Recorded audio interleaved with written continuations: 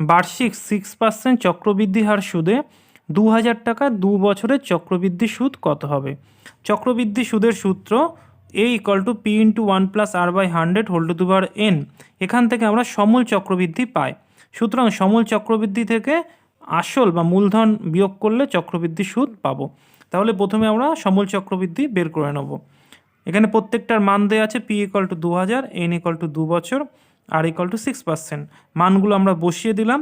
দিলে 101 কে 100 আর 6, 106/100 তার whole square into 2000। এখানে 106/100কে আমরা দুবার লিখেছি, এখানে 0 3টে কেটে দেবো, তারপরে গুণ করলে দাঁড়াবে 22,472/10। পয়েন্টে আনলে দাঁড়াবে 2247.20। অতএব চক্রবৃদ্ধি সুদ সমান 2247.20 মাইনাস 2000 = 247.20 টাকা। সঠিক উত্তর হবে ডি, 247।